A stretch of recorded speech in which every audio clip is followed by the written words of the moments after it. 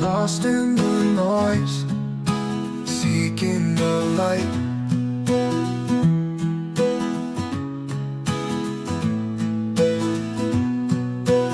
Echoes of ages, shining so bright. Welcome to ancient wisdom, stories anew.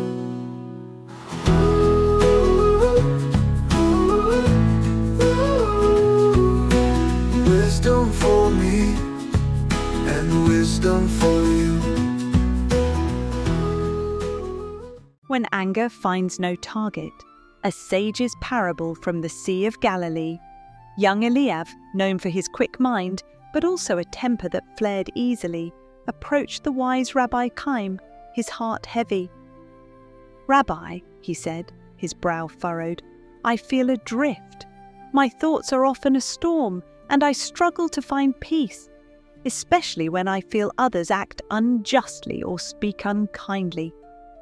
Rabbi Chaim, whose wisdom was as deep and calm as the Sea of Galilee on a windless day, regarded Eliav with compassionate eyes. "Ah, Eliav," he said, a gentle smile touching his lips, "the world and its people do have a knack for stirring the waters of our soul, don't they? Come, let us walk by the Kinneret.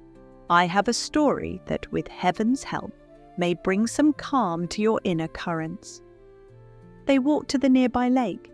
As they stood by the shore, Rabbi Chaim began, "I will tell you of Yonatan, a young man, perhaps much like yourself, earnest and questioning, but often greatly troubled by what he perceived as the slight and harshness of others. Every careless word, every unfair act would lodge in his heart like a barb, fueling his anger and resentment.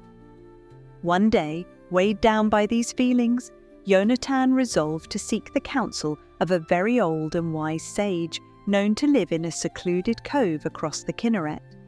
He rowed a small fishing boat toward this remote spot, his mind a tempest of troubled thoughts. Upon reaching the cove, Yonatan found the sage sitting peacefully by the water's edge. After Yonatan had poured out all his frustrations, the sage, who had listened with patient silence, finally spoke. "Let us take your boat out onto the water, Yonatan." Though puzzled, Yonatan agreed. They rowed in stillness for a time until they reached the calm center of the lake. There, the sage instructed Yonatan to stop rowing. "Yonatan," he said, "we often grip the oars of our life with all our might, convinced we must battle every current and wave. But what if, just for a moment, you were to let go of the oars?" Yonatan hesitated, but trusting the sage's wisdom, he slowly released his grip.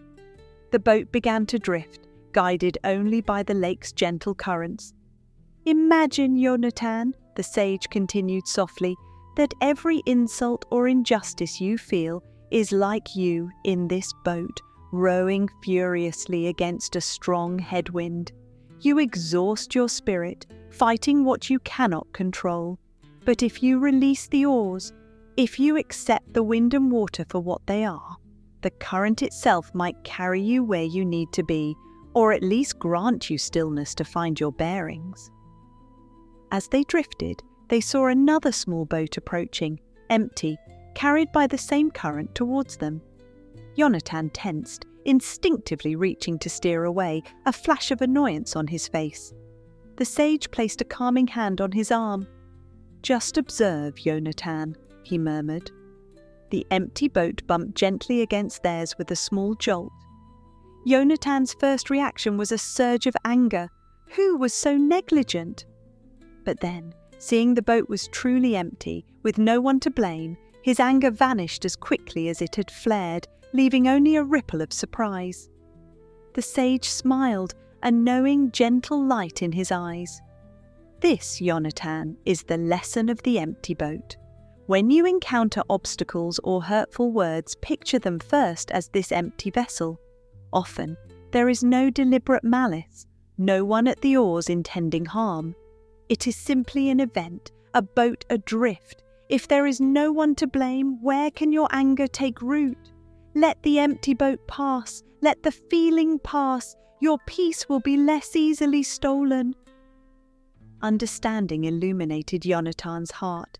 He saw how much of his suffering had been self-made, born of quick judgment and clinging to resentment. From that day, he practiced the wisdom of the empty boat. Rabbi Chaim finished his story and looked kindly at Eliav. "Remember, Eliav, life is full of empty boats. The more you can see them thus, letting go of the immediate urge to find fault or nurse a grievance, the more peace you will find within your own heart." A profound calm washed over Eliav. He understood. As the sun dipped lower, painting the Kinneret with hues of gold, he and Rabbi Chaim sat in comfortable silence, their hearts touched by the simple, enduring wisdom of the empty boat.